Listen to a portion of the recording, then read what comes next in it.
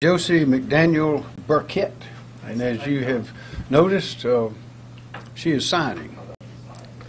Can everybody, are y'all comfortable out there? I want to thank everyone for coming. As you know, there's a hurricane coming our way. It is a very unpredictable hurricane. It's coming in at a different angle from usual. It's not coming down from the south and coming up, but coming straight in. And that is because of atmospheric conditions that most of us don't think of often, but is holding it in that pattern and not allowing it to go to the north, as most of them do. They turn and go up the coast. So we do not know when it will change, if it will change, but we are preparing for the worst and, of course, hoping for the best. But being prepared is always the best strategy. And we've been through hurricanes before, just recently.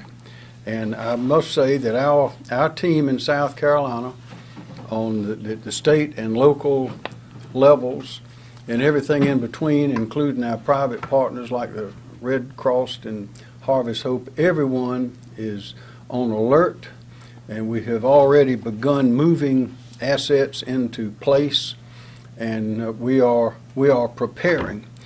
I'll call your attention to a very informative little booklet. It's the South Carolina Hurricane Guide. You can Google it, South Carolina Hurricane Guide, and there it is, and it is a great reminder and explainer of what you need to know when a hurricane's coming and when a hurricane is here. Now, we don't know if it is going to come to South Carolina. If it does, we don't know when, and if it does, we don't know how strong it'll be. But again, it's a strong storm now. It's been strong, and it has the potential to get very strong. So, with that, I have some people to explain, and we'll try to inform you and then answer questions if we can at the end. John Quail is the National Weather Service representative. John.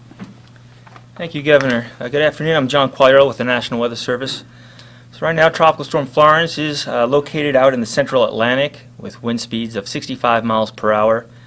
It will continue on a westerly track and expected to strengthen back to a hurricane tonight. After that point, rapid intensification is forecast and is expected to become a major hurricane, which is a Category 3 or greater, as it turns to the northwest early next week. Florence is forecast to be a dangerous major hurricane near the southeast coast by late next week. The risk of direct impacts to South Carolina continues to increase. However, given the uncertainty in track and intensity forecasts at this time range, as we're still talking 4, 5, 6 days out, it's too soon to determine the exact timing, location, and magnitude of any impacts to the state. Again, depending on the track of Florence, conditions could begin to deteriorate beginning, at this point it seems like some point late Wednesday or Wednesday night. Also be aware that high surf, rip currents, and coastal flooding could all occur into next week, even if Florence does not directly impact the state of South Carolina. So now is the time to prepare. I would also recommend visiting weather.gov/safety for hurricane safety tips and other resources. Thank you. Thank you. Also, I mentioned earlier about our preparation. In preparation, at noon today, I issued an executive order pursuant to law that declared a state of emergency in South Carolina. This is not an evacuation. This is not an order to do anything other than to declare that a state of emergency does exist because of the potential of this hurricane coming here. And what this does is allow our agencies to begin mobilizing their assets to get them down to the coast to get ready if and when the hurricane arrives. And the one who has the details on that is the Director of the Office of Management, and that is Kim Stenson, Emergency Management Division. Kim? Thank you, sir. As the Governor said, Kim Stenson from the State Emergency Management Division. And I think most of you know that EMD, State Emergency Management Division, is responsible for coordinating the state response during emergency situations, and unfortunately we've had a lot of experience with that in the last 4 years. But our primary mission is to support local authorities and make sure that they have the necessary assets and logistics to get them through whatever event we might have. And right now, our current priority is planning. We're taking a look at the potential of the hurricane coming here and seeing what we might have to do. We've got an experienced emergency management team here in South Carolina. We've got good plans, and we've validated those plans here recently, not just during Hurricane Irma last year, but also Hurricane Matthew last year, where we actually had a coastal evacuation. And we're also responsible for coordinating the out-of-state resources, and we're taking a look at what we might need should a potential hurricane hit here in South Carolina. I'd also like to note right now that there's the potential for this to be a full state event and not just a coastal county event. So I think that needs to be part of the planning process. It could very easily be a full state event. And I know the governor already mentioned about personal preparedness and the hurricane guide, and how important that is that we ask everybody in South Carolina, all the citizens, to be their own personal emergency manager. You've got to be the help until help arrives if something happens. And it's not just for a hurricane situation, but also for any event that we might have here, whether it's floods, tornadoes, or whatever. We've got some tools that will help people plan. The governor's already mentioned the South Carolina Hurricane Guide. We've also got our website, scemd.org, which is full of information on how to prepare for an event, and not just, again, hurricanes, but all kinds of events where you might have a situation that you're presented with emergency problems. We've also got recently we fielded a new, tool for your toolkit, and that's the South Carolina Emergency Manager application, which can be downloaded on your cell phone. And we've had about 20,000 downloads so far, and we'd like to get a whole lot more. But everything that's pretty much on the website is also on that Emergency Manager app. It's also got information in there to have you set up your own emergency plan, your key phone numbers, your key contacts. It'll have up-to-date information on Know Your Zone. If you're in an evacuation zone, you can type in your address, and it'll tell you which zone that you're in, so that when if an evacuation is announced, then you'll know when you're supposed to go. So we encourage everybody to use that tool and help them get prepared. And thank you, sir. Thank you. Are there any questions? Yes, sir. What was his name? Your name? My name? Yes. Yes, Kim Stenson.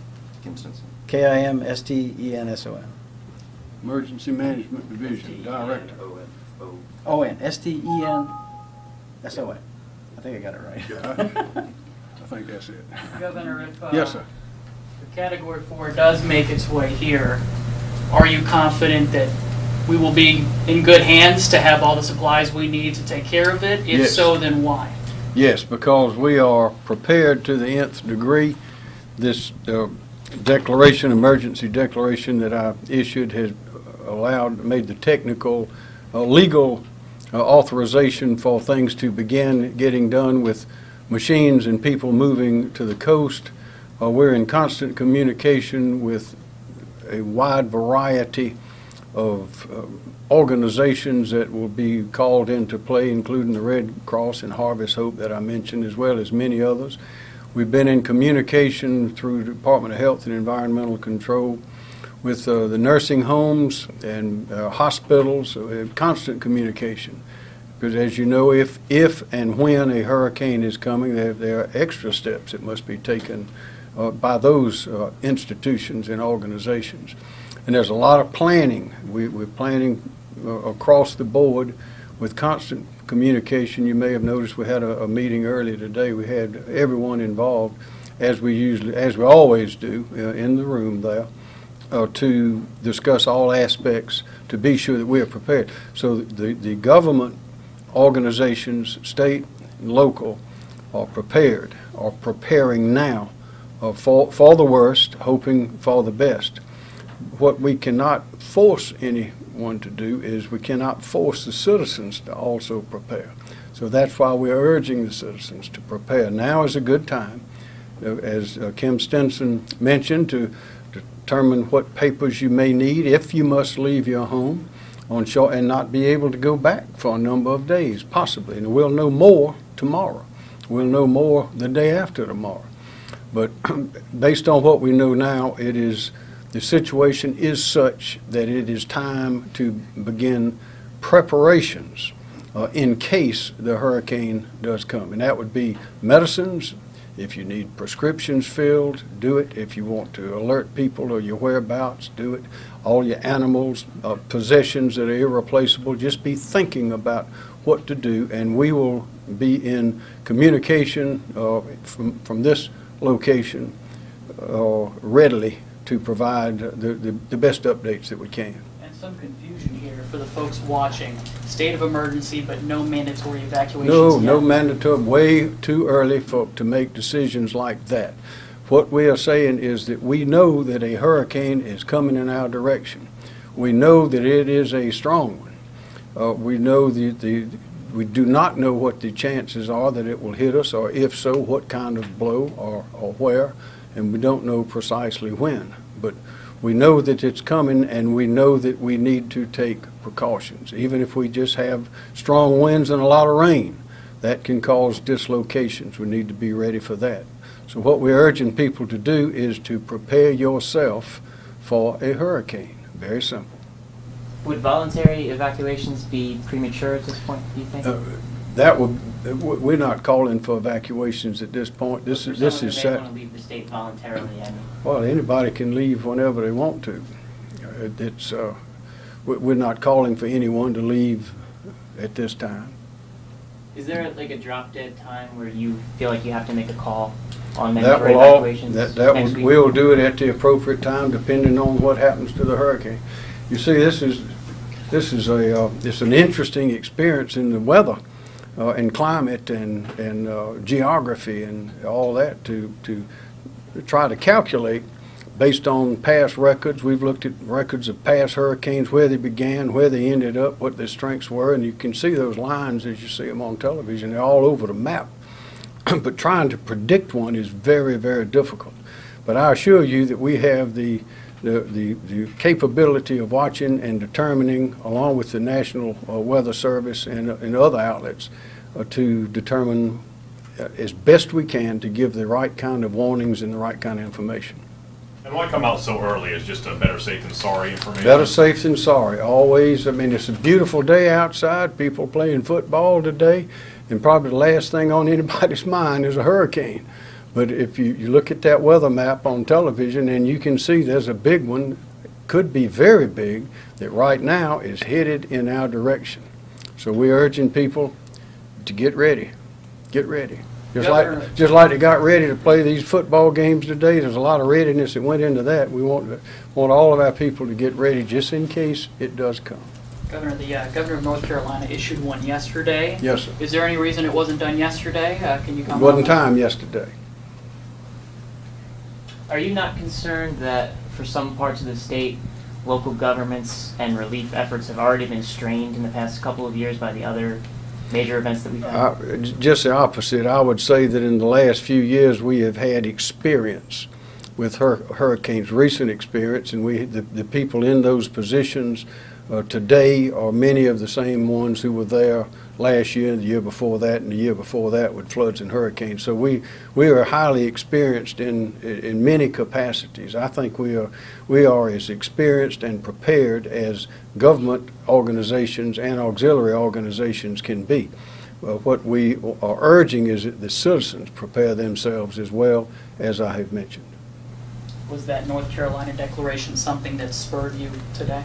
No, there may be other declarations by other states. Everyone gets the information, a lot from the same places, and they make the decisions based on all the factors known to them. The geography is different in some places. The coastline is different. There are many, many differences, but I assure you that the team in this state is doing it exactly right. Any more questions? Game predictions. We will have a great day. We will win. We're going to win. Thank you, guys.